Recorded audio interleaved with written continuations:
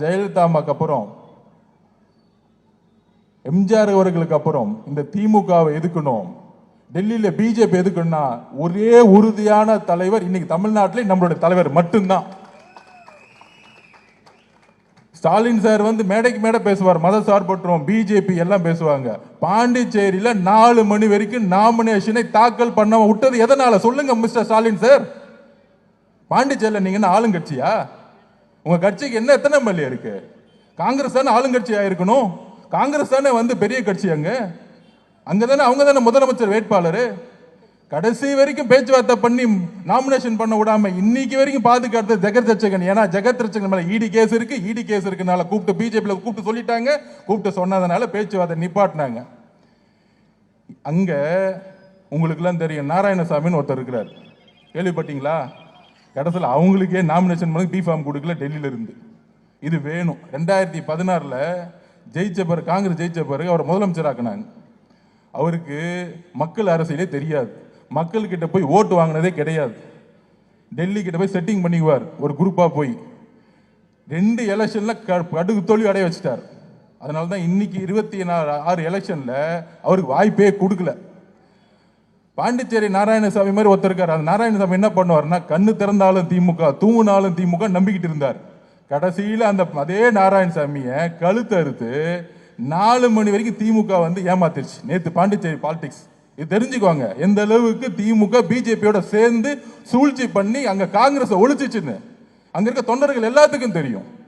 இன்னைக்கு எல்லா இடத்துலையும் நாமினேஷன் வந்து சுயமாவே பண்ணிட்டாங்க காங்கிரஸ். கூட்டணி பேச்சுவார்த்தை எப்ப முடிச்சிருக்கணும்? இது பதில் சொல்லுங்க மு க ஸ்டாலின் அவர்களா? சொல்ல மாட்டாரு. ஏன்னா பிஜேபி காரன் ஓனர் திட்டிடுவாங்க, உண்மையை சொல்ல மாட்டாரு. கேட்டா வந்து மத சார்பற்ற இங்க இருக்கவங்களை ஏமாத்திட்டு இருப்பாரு. பாண்டிச்சேரி காங்கிரஸ் ஒழிச்சதே இன்னைக்கு இருக்க ஸ்டாலினும் ஜெகத் ரட்சகனும். ஏன்னா உங்களுக்கு தெரியும், ஜெகத் ரட்சகன் மேல 600 கோடி 700 கோடி 1000 கோடி கேச போட்டு வச்சிருக்காங்க.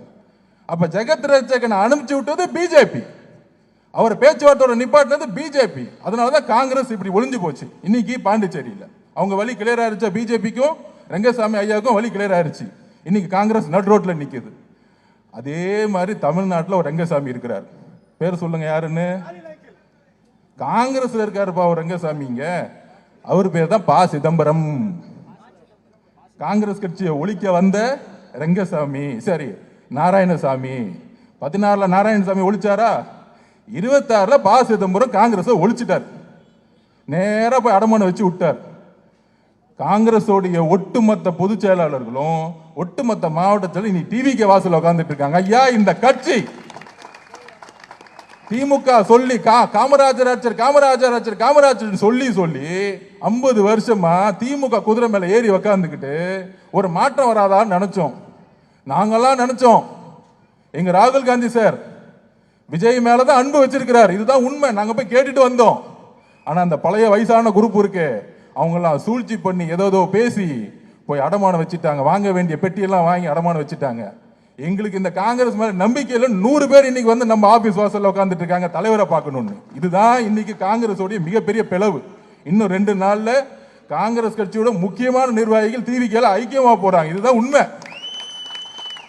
எப்படி நாராயணசாமி திமுக ஒழிச்சிச்சோ அதே மாதிரி 2029 பாஸ் சீட்டே கிடைக்காது, அவரும் காணா போயிடுவார்.